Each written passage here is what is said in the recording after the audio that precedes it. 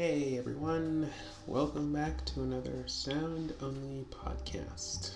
Now, for this one, this is something I've just been thinking about for a little while, and that is the concept of racism in the LGBTQ rights movement.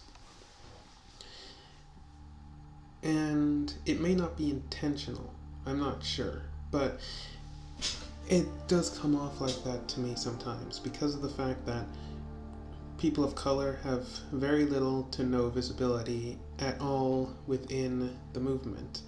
All the people at the forefront, all the people who are ever shown as being part of the movement are almost entirely all white. And there's a sense of irony with that because if you saw my We're Exploding video, where I talk about the history of gender nonconforming and homosexual persons in pre-colonial parts of the world. And like I said in that video, it wasn't until the arrival of the European colonists that these behaviors were essentially made taboo. But the irony, like I said, the whole thing comes off as ironic considering that around the time of the 20th century, when the movement started picking up and when it became more acceptable to be who we were, it was almost entirely only white people shown leading the charge. And this is after we were essentially had that parts of our culture, particularly for black people, essentially made taboo, and now we can't even get it back in the African continent because all those teachings that were brought from all those rigid teachings that were brought there are still there, and we can't break away from it, and it's being used to essentially come after us and murder us. Even in beauty standards, for example, when trans women want to pass, it's almost always the European standard of beauty that is assigned to us that we have to use in order to pass. And at the same time, there are plenty of people who are appropriating African styles, such as natural hair, for example. But apparently, it's not meant for us to use it, but it's considered looking good on them, but not us. And that is an issue, considering it's very clearly something that is, there's a reason why it's called natural hair for us, basically. And I'm not the only one who thinks this way, apparently. According to an opinion article that was written by Alphonso David, the new president of Human Rights Campaign. The Human Rights Campaign apparently hasn't always defended LGBTQ people of color, but according to him, they are changing that. And the article goes as follows. I know what it's like to be both black and gay in America. For too long, LGBTQ people of color have been marginalized in our fight for justice. For 100 years, after the first American slaves were brought to the shores of North America, we still have a responsibility to confront. Honestly, and without qualification, the painful truth that the United States continues to oppress people of color on the basis of race. Well, the thing about it is that it's not something we don't already know. First you had slavery, then when we got rid of that, you ended up with Jim Crow, and then after that, we ended up with mass incarceration. Anytime we make a gain to get rid of something so that we can attain equal rights, something else comes along to actually just sort of be the exact same thing, but slightly more subtle. And I will do a video on that. I do have a few things written down from my class on punishment in society. At this juncture in our history and in our ongoing struggle to realize America's promise of equality and justice for all, we must confront the fact with unambiguous moral clarity and make intentional commitments to act as individuals, organizations, and institutions. For me, this is deeply personal. A few weeks ago, I became the first person of color to lead the Human Rights Campaign, the world's largest civil rights organization working to achieve equality for lesbian, gay, bisexual, transgender, and queer people. Stepping in this role, I feel an acute responsibility to ensure the Human Rights Campaign fully lives up to its mission by becoming the organization I wished had been there for me. And I can relate to that last part because, like I said, growing up there were absolutely no role models. There were no LGBTQ people of color in the media anywhere that I could relate to or in anything. And that made it difficult for trying to explain to my parents any of the 3 times I tried to tell them and they didn't want to listen. They just assumed it was a white person thing, being black and gay in America. I was born in the United States, but at a very young age my family moved to Liberia, a nation built by free slaves from America seeking to build a future of their own. A few years later, my life was turned upside down by a violent cop that forced my family to flee. Because my brother and I are American citizens, our family was fortunate to find refuge in the United States. Suddenly I was a teenager growing up in Baltimore, navigating a new reality. For the first time, I was confronted with what it meant to be black in America, and therefore be treated as an outsider. In fact, in those formative years of my life, I was the other in just about every room that I was in. At the same time, I was gay, at the same time, I was a gay man beginning to understand my sexual orientation. When I finally came out to my parents, my father, who I so admired, told me that he wished I'd never been born. Over time, he came to accept that my sexual orientation was not something I could change. And that kind of hits close to home, considering that my dad, just from an observation of a profile picture I used on WhatsApp, decided to somehow conclude that I was gay, even though I'm not, and was really upset about it and trying to say, oh, I should have brought you up to Orlando to live with me, but I'm not sure how that would fix anything, because then I would have because in his eye, I don't know how that would have fixed anything, because then I just would have been gay in Orlando, which is not as safe as being gay in Miami-Dade or Broward. And I just want to establish again that I'm not gay.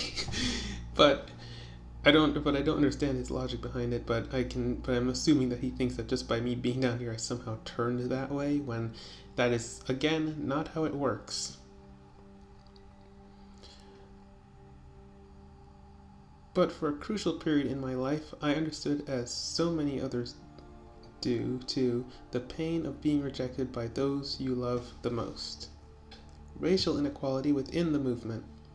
I know that many LGBTQ people have similar stories or know someone who does, and that is why there must be space and room for everyone in this movement, including the Human Rights Campaign. The truth is, LGBTQ people of color have long been marginalized within our community and by our organization. They have seen their contributions to our collective history diminished or forgotten, and their needs and priorities sidelined. And if you've seen my video called We're Exploding, which was part 2 of They Want Us Dead and They Want Us to Do It, I did talk about how in many parts of the world, like in North, South, and Central America, and in Africa, homosexuality and gender nonconformity were pretty much normal in those parts of the world. However, it wasn't until the colonists started showing up that those things were made taboo and were essentially wiped out, and the cultures were contaminated and left in the states that they're in now, where these things are still considered taboo. And the irony is that is an organization founded in the very countries that started the whole thing in the first place, or started by people who were from the countries that started the whole thing in the first place, are the ones telling them that they shouldn't be doing it.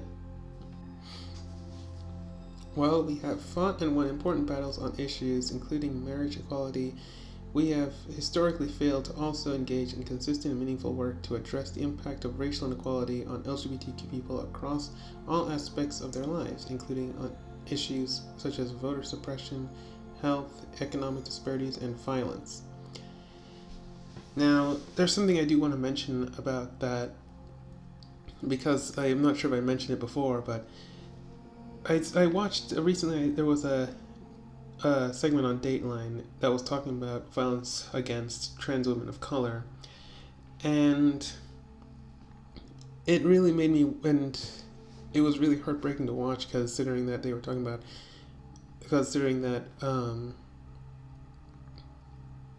that the life expectancy of a trans person of color is very, very low. That there's a very small chance that people don't live to their 30s. And I'm not 30 yet, so I mean, I don't know how long I'm gonna live for, so there's that.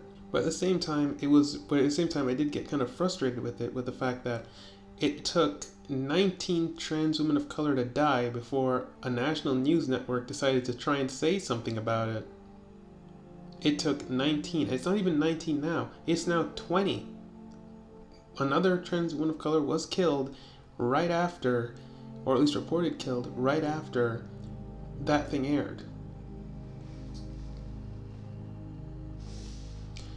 It is our responsibility to make that right and to demonstrate our commitment every day.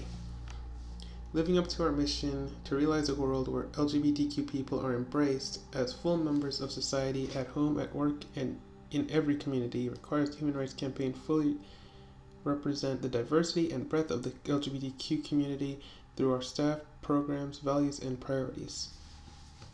Considering who was running it the whole time, it comes, like I said, it comes off as ironic that now this is what's happening regarding that. There's no doubt the Human Rights Campaign has come a long way, especially over the last few years. We've increased recruitment of LGBTQ people of color on staff, stepped up investments in our HBCU program, voting rights work, and other programs that specifically serve and engage communities of color. For example, in 2017, the Human Rights Campaign and the NAACP partnered to turn out Alabama voters to help elect Doug Jones to the U.S. Senate and defeat Roy Moore. You know, that guy's actually trying to run again, and, you know, the pedophile, that guy. We've done big, bold things that have expanded rights for LGBTQ people, but we simply cannot achieve full equality while LGBTQ people of color continue to be oppressed.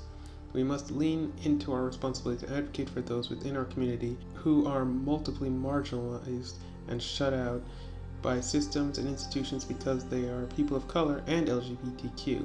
We must also address the ways racism shows up in our own community and confront it head on. Well, the very obvious things about that is the fact that considering that he's considered, I think he's like the first head of this organization that was black. So when you think about it, if there were no people of color at the front of this campaign, at the front of this movement at all, then why do you think it comes off as racist? If everybody at the front is white, but then the people of color are pushed to the sidelines, or not even considered a priority even by the media, who at least helps provide us with some visibility, then how do you expect everybody to gain any type of some kind of visibility if you're not giving it, if everybody's not having an equal shot at it? Because if the only people, the news media, if you're only sending the white trans person or white gay or white lesbian or white bisexual person to the news or in front of the camera to go talk about for all of us, then people are still going to get the impression that this is only something that affects white people, and that it shouldn't be, and that it's only white people who are the ones who are the most important for this thing, when you completely ignore people of color in this case. And we're the ones who are more likely to be victimized, largely because of the fact we're invisible. Equality inclusion must address race. This is why I believe racial equity and inclusion cannot simply be a sliver of our work. It must be the core of our work. We must actively challenge systems, laws, and policies that disproportionately disadvantage LGBTQ people of color. We must challenge leaders and individuals who target communities of color through hateful policies and rhetoric that threaten to undermine our fundamental rights. We must deepen our support of and partnership with organizations leading the fight against racial oppression. Our staff and volunteer leadership must reflect the great diversity of the LGBTQ community. We must all lean into the conversation that deepen our understanding about race, racism, and implicit bias, and how it impacts our communities and our institutions. I mean, you should have done that earlier on. I mean, better late than never, but still, it's not like we didn't exist from the beginning. I mean, it's not like we haven't existed. I mean, it's not like that we didn't exist the whole time. But, I mean, it does come up that the only reason it comes off like, considering this was like, this came out like 2 months ago, but, by that point, 18 trans women of color were murdered, and now people are saying something about it. And how long was this going on for? And it's not like trans or LGBTQ people of color are anything new, because I mentioned that in my other video.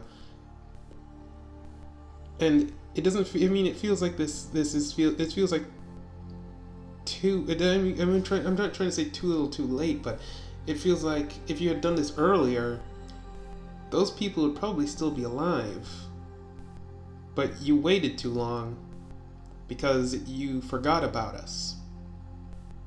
We recently delivered a statement of principles on racial equity and inclusion to our boards, our volunteer leadership, and our staff in order to be clear about our goals and to guide our work. Today I'm sharing these commitments unequivocally and publicly, in part to ensure that in the years to come we will be held accountable, and that our organization put down the marker. And I'm glad about that, but again, it feels like for some people it's too little too late, because how many trans people of color who were sucked into human trafficking or were murdered and were never reported because we were pushed to the back of the bus, essentially. As the Human Rights Campaign approaches its 40th year, we have much to be proud of, but we also have to engage in self-reflection to strengthen this organization in decades ahead. We owe it to 3 million members and supporters fighting each day to build on our momentum for change. We owe it to young LGBTQ people of color yearning to see themselves in us and in our work. And we owe it to ourselves, to our mission, and to our organization to become stronger by coming together. So, yeah. So the question does come up. Is there racism within the LGBTQ rights movement? It does come off that way, honestly. I mean, I do like to point it out because we have very little representation. We're not seen as much in popular culture or in the media. Thank God for Pose, at least, because that, at the very least, that exists, and that can show that there are trans people of color, and we do exist. But at the same time, it's only one thing. And it's only one thing, and it's on a cable network where most people probably won't see it. But it does come, like I said, it's probably not intentionally done that way. But the fact is that a lot of the things we did, people of color within the LGBTQ community, has sort of been swept under the rug or just forgotten about and erased. I mean, the fact of the matter is that they're saying they're doing it now, but it feels like this only came up because it turned out that LGBTQ people of color were at higher risk of violence. And it feels like this move is too little too late to me. It's only because people started pointing out how hard it was that that people started trying to do something about it. But honestly, like I said before, we've been around forever. It's just that you just didn't care until it got pointed out. I mean, like I said, we got pushed to the back of the bus in this too. Anybody who was white in the LGBTQ community got pushed to the front. We got pushed to the back, and we were forgotten about. So, is it racist? Not on purpose. If it is, I don't think it's not really, but not really. But if it is, it's not entirely on purpose. But it really should have been. It really should have been noticed earlier, and it really should have been fixed a long time ago. Considering Human Rights Campaign has existed for 40 years, it really should have been fixed a long time ago. So that does it for this podcast. So be sure to check out my other videos, those Prize Box Productions videos, or Chance Prizes Gaming and Prize Box Reacts. And be sure to check out my main channel, True Andie M. Thanks for listening, and stay jamming, everyone.